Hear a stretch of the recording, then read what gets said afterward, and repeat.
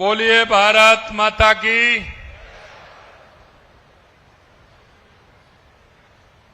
इतनी बड़ी संख्या में हमारी माता बहनें हैं और पुष्कर राज में विराजमान हैं। थोड़ा आवाज जानी चाहिए कि यहाँ एक कोई अच्छा काम होने जा रहा है, इसलिए जोर से बोलेंगे, दोनों हाथों की मुट्ठी बांध करके बोलिए भारत माता की, भारत माता की, भारत माता की। बोलिए पुष्कर तीर्थराज की, बोलिए पुष्कर राज की। बोलिए जगत पिता भगवान ब्रह्मा जी की, माता सावित्री जी की, आप सभी की। आज के इस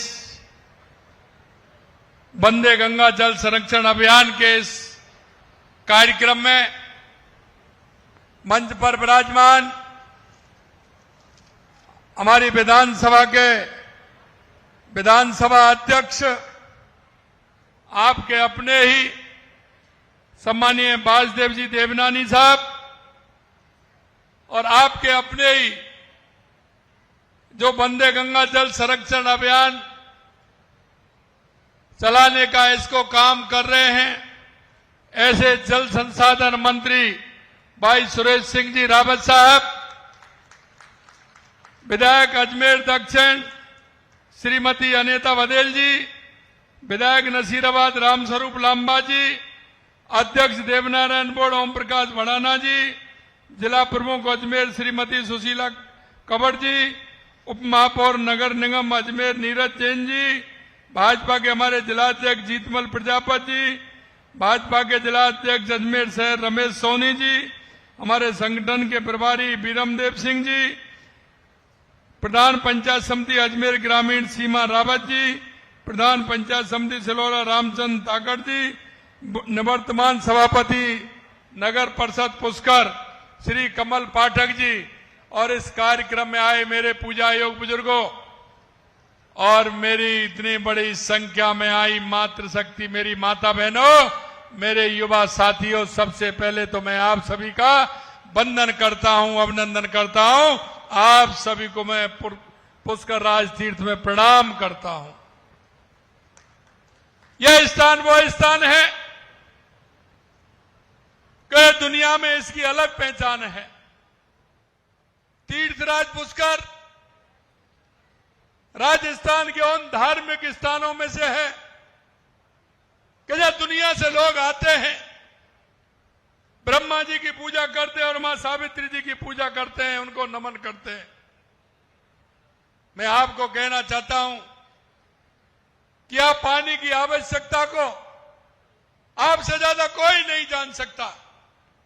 आप पानी की आवश्यकता को जितना जानते हैं, पर्यावरण की आवश्यकता को जितना जानते हैं, आपने देखा 5 जून को पर्यावरण दिवस भी था और गंगा दशहरा भी था। गंगा दशहरा की महत्वता को आप समझते हैं कि गंगा दशहरा के दिन मां गंगा का पृथ्वी पर अवतरण हुआ था और आप देखते हैं गंगा दशहरे के दिन हमारे तालाबों, सरोवरों में, हमारे नदियों में, हमारे गांव में, कुओं पर किस तरह की भीड़ लगती है और हमारे सभी लोग गंगा दशहरा को सुबह स्नान करके बाबा भोलेनाथ की पूजा करते हैं। उसका बहुत बड़ा महत्व माना जाता है। इसी दिन हमारा यह जल संरक्षण का कार्यक्रम प्रारंभ हुआ, वंदे गंगा जल संरक्षण एवं जन अभियान। और मैं आपसे कह सकता हूं, कोई भी काम हो, बिना जनता के सहयोग के कोई भी काम नहीं होता। इसलिए आप सबकी जन भागीदारी उसमें बहुत आवश्यक है, क्योंकि हमारी पीढ़ियां लगातार हमारी संस्कृति, हमारे विचार को लेकर के आगे चली है। आप जानते हैं कि हम पेड़ों को भी पूजते हैं, हम पहाड़ों को भी पूजते हैं, हम नदियों को भी पूजते हैं और सब में हमारी आस्था रहती है। और इसलिए हम पर्यावरण की रक्षा भी करते हैं और हम जल को जल संरक्षण का कार्य भी करते हैं। मैं आपको एक बात और कहना चाहता हूं, हमारे बुजुर्गों ने कितना इसका ध्यान रखा। हमारे लिए कुआं बनवाए, बावड़ी बनवाई, सरोवर बनवाए, उनके जल संरक्षण का काम किया। राजस्थान से ज्यादा इस जल संरक्षण के बारे में कोई और नहीं जान सकता है जल की महत्वता क्या है। मेरे भाई और बहनों, मैं इतना कहना चाहता हूं, हम सबका दायित्व है कि हम जल का संरक्षण करें, पर्यावरण का संरक्षण करें। अगर हमारा पर्यावरण ठीक होगा तो आने वाले दिनों में हमारा पर्यावरण शुद्ध होगा, तो हमारे आने वाली पीढ़ियों को भी हम सुरक्षित रख पाएंगे। हमारे पास जल होगा तो जल के कारण हम आने वाली पीढ़ियों को सुरक्षित रख पाएंगे। मेरे भाइयों, जल का कोई विकल्प नहीं है, जल का कोई विकल्प नहीं है। जल है तो कल है, जल है तो कल है। इसलिए मैं कहना चाहता हूं कि जल का संरक्षण बहुत आवश्यक है और जल का संरक्षण करते हुए हमारे गांव के तालाब में, हमारी पोखर में, हमारे सरोवर में हमारे बारिश आने वाली है, हम हमारे उन बांधों का, हमारे नदी का, हमारे सरोवर का, हमारे तालाब का, हमारे कुएं का, हमारी बावड़ी का हम किस तरह से संरक्षण करते हुए वर्षा के पानी का उपयोग हम कर सकते हैं।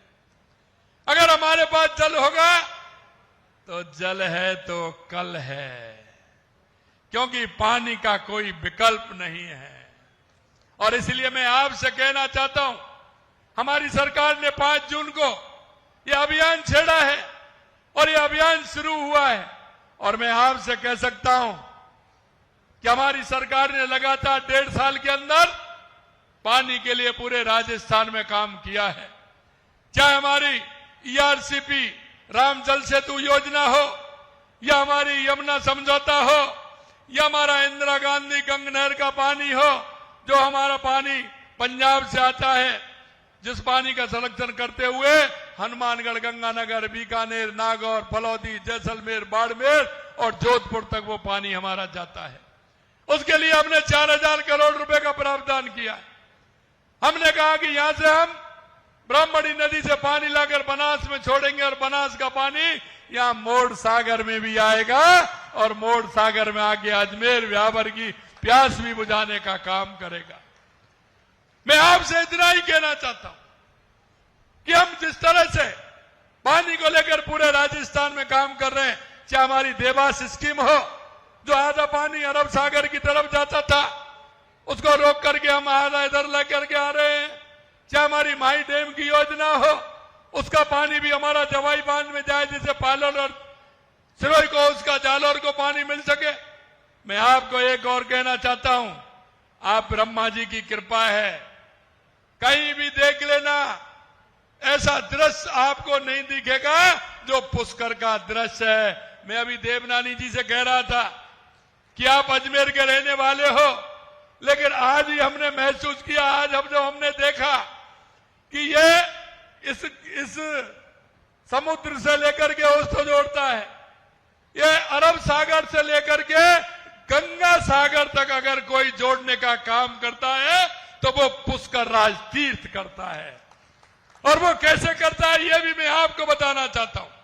आप जहां बैठे हैं, यहां से आगे जो पानी जाता है वो लूनी नदी के माध्यम से वो पानी अरब सागर में जाता है। और यहां से अगर आप बात करेंगे पहाड़ी की दूसरी तरफ की, तो वो पानी बनास के माध्यम से, चंबल के माध्यम से और यमुना के माध्यम से और गंगा में मिलकर के वो गंगा सागर में जाता है। स्थान है जो अरब सागर से लेकर के गंगा सागर तक जोड़ने का काम करता है, क्योंकि ब्रह्मा जी यहां विराजमान है और ब्रह्मा जी के जो मुख हैं वो आपको पता है वो चारों दिशाओं में है। इसलिए ये सौभाग्य आपका अजमेर और आपके इस पुष्कर राज को है जो मैं आपको बताने जा रहा हूं। इसलिए हमको समझना चाहिए कि ब्रह्मा जी यहां है, पुष्कर राज तीर्थराज का पानी हमारा किस तरह से बटा हुआ है, कहां कहां जाता है, दोनों सागरों को जोड़ने का काम ये हमारा स्थान करता है। मेरे भाई और बहनों, मैं एक और आपसे कहना चाहता हूं कि जिस तरह से हमारी गंगा मां जब पृथ्वी पर उनका अवतरण हुआ था, हर तालाब, हर कुआं, हर घर में गंगा जल का हम मानते हैं कि हमारी पृथ्वी पर अवतरण हुआ है, और जहां 1.25 मन पानी होता है हम उसकी पूजा करते हैं और उसको गंगा मां का स्वरूप मानते हैं।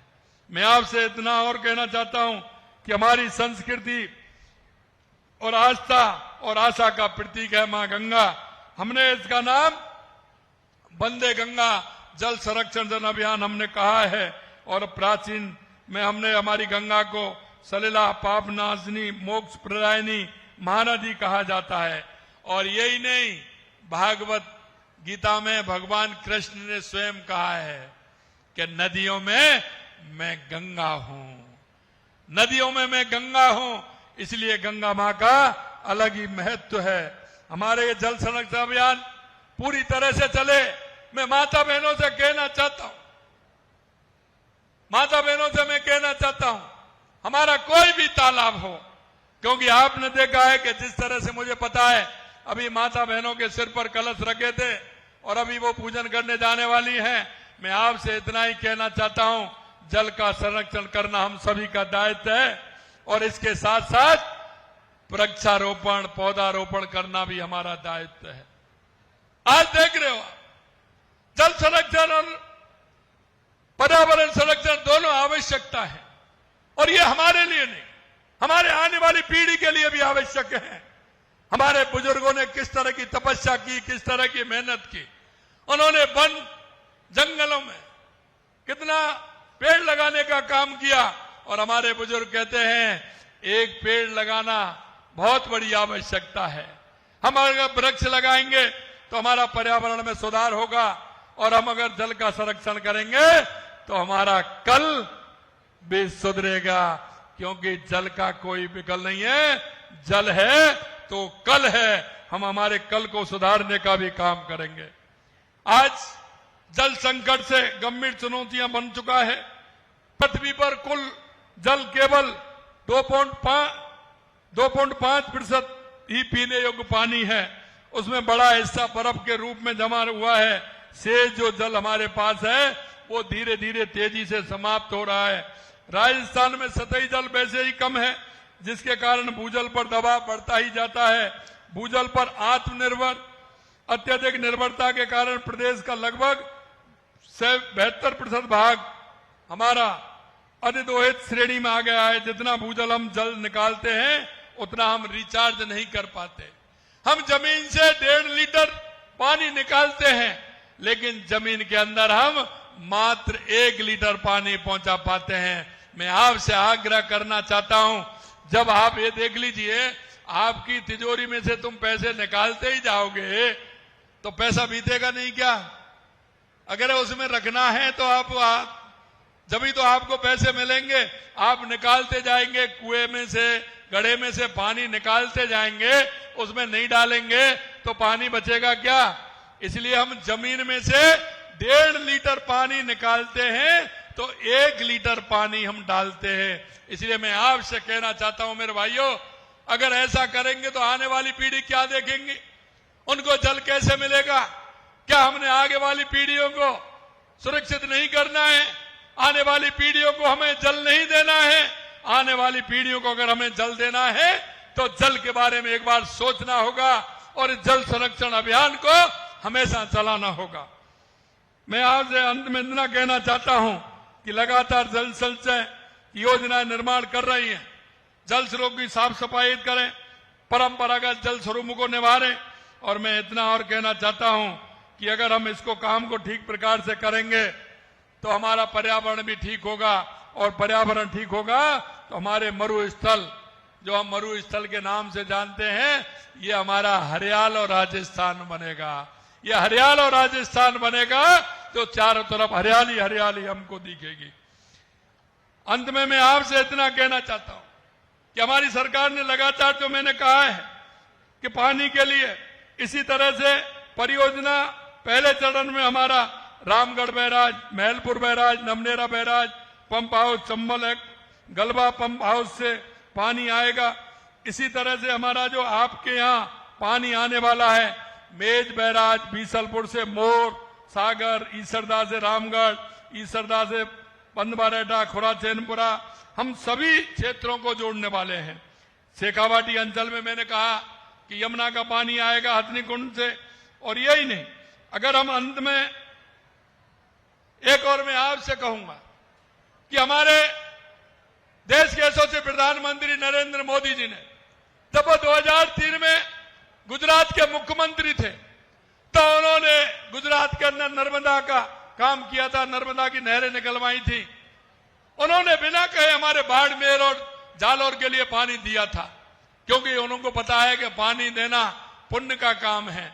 और मैं इसलिए कहूंगा आपसे, आज भी उन्होंने चिंता करते हुए कैच द रेन, कर्म भूमि से मातृभूमि, कर्म भूमि से मातृभूमि, जो हमारे प्रवासी राजस्थान के प्रवासी भाई हैं, उन्होंने एक अभियान छेड़ा है। वो अभियान आपके अजमेर में भी है, आपके पुष्कर में भी है, आपके ब्यावर में भी है, नागौर में भी है। उन्होंने बिना कुछ कहे, ऐसे जो दानदाता थे हमारे प्रवासी राजस्थानी, जो कर्म भूमि से अपना काम करते हैं, गुजरात के अंदर, महाराष्ट्र के अंदर, तेलंगाना के अंदर, उन लोगों ने एक सोसाइटी बनाई और वो अपने पैसे से अपने गांव में, अपने क्षेत्र में ट्यूबवेल लगाने का काम कर रहे हैं, जिससे उस वाटर रिचार्ज के माध्यम से जल संचय का काम किया जाए। ऐसे 45,000 संरक्षण कार्य संरचनाओं का काम वो कर रहे हैं। हमारे 40,000 गांवों की योजना उन्होंने बनाई है और 40,000 गांवों में पानी का संचय करते हुए, ट्यूबवेल लगाते हुए वो इस काम को कर रहे हैं। मैं आज के इस कार्यक्रम के माध्यम से उनको भी धन्यवाद देना चाहता हूं। पूरे राज्य में हमने 5,000 जल संरक्षण संरचनाओं का निर्माण लक्ष्य रखा है। जिले में कम से कम 1/25 जल संरक्षण के कार्य कराए जाएंगे। अटल भूजल योजना के माध्यम से भी हम काम कर रहे हैं। हम, जैसा मैंने कहा, हरियाणा राजस्थान के लिए आपसे, माता बहनों से मैं कहना चाहता हूं, एक पेड़ अपनी मां के नाम जरूर लगाएं। और एक पेड़ का मतलब ये नहीं है एक, आप जहां जाए मां के नाम से पेड़ लगाएं, उसको संरक्षित करें, उसको बड़ा करें।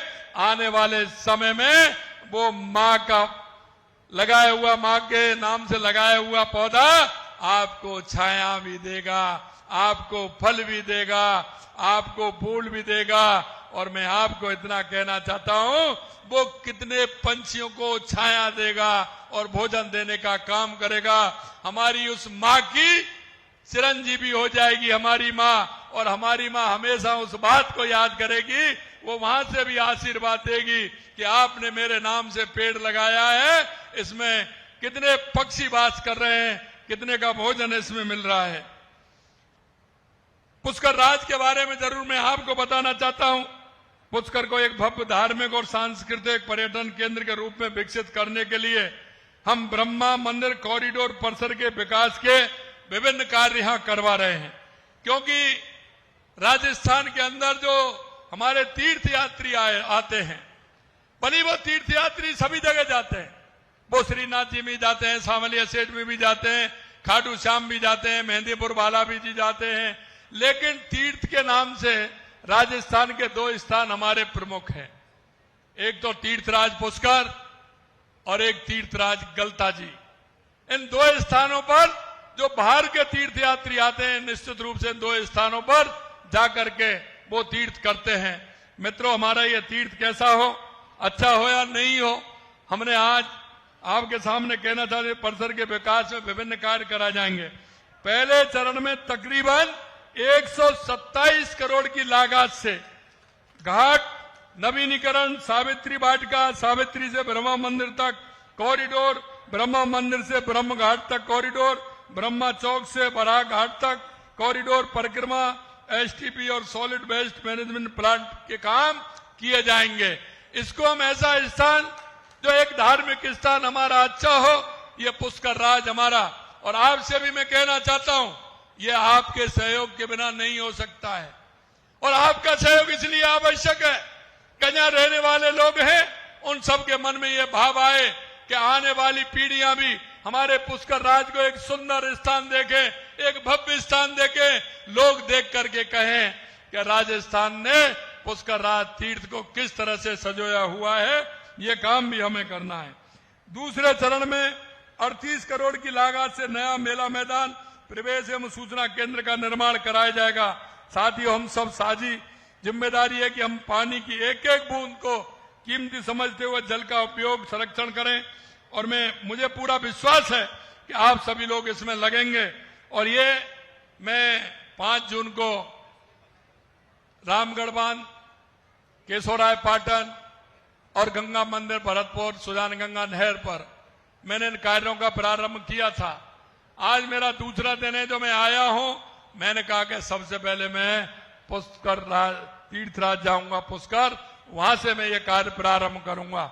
आज मेरा यहां से ये कार्य प्रारंभ है। मैं आपसे इतना कहना चाहता हूं, आप सभी लोग मन से लगें, क्योंकि अगर आप सबको लगेगा कि हमारा तीर्थराजपुर को अच्छा है और हम जल संरक्षण के लेकर के पर्यावरण संरक्षण तक हम काम कर रहे हैं, तो निश्चित रूप से ये ऐतिहासिक स्थल बनेगा, सुंदर स्थल बनेगा।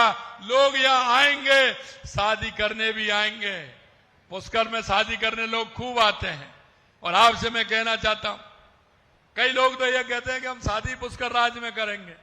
ये ब्रह्मा जी की कृपा है और ये हमारा सौभाग्य है कि वो दंपति कितने दूर से आ रहे हैं और यहाँ आकर के शादी कर रहे हैं। इसको रमणीय स्थान बनाए, जो लोग कहें कि सबसे अच्छा अगर कोई स्थान है तो राजस्थान में पुष्कर राज है। इस कल्पना को लेकर के हम चलें। मैं अंत में इतना ही कहूंगा कि मुझे विश्वास है कि हम सब ये सोच लेकर चलेंगे, राजस्थान को जल उपलब्धता आत्मनिर्भर बनाएंगे, बल्कि समृद्धि की राह भी खोलेंगे। हम सब मिलकर के ये काम करेंगे। आप सभी इतनी बड़ी संख्या में और इतनी धूप में आए हैं, निश्चित रूप से दिल की गहराइयों से मैं आप सभी को बहुत बहुत धन्यवाद देना चाहता हूं। और अंत में यही कहना चाहता हूं कि जल संरक्षण और पर्यावरण संरक्षण के लिए हम पूरी तरह से जुट जाएं, पूरी तरह से काम करें, जिससे कि हमारा राजस्थान में पानी की कोई कमी नहीं रहे और हमारा हरियाणा और राजस्थान बने। इस आशा और विश्वास के साथ पुनः आप सभी को बहुत बहुत धन्यवाद। मंच पर विराजमान सभी हमारे नेतागणों का धन्यवाद, बहुत बहुत धन्यवाद। जय हिंद, जय भारत, जय राजस्थान, जय पुष्कर राज तीर्थ की।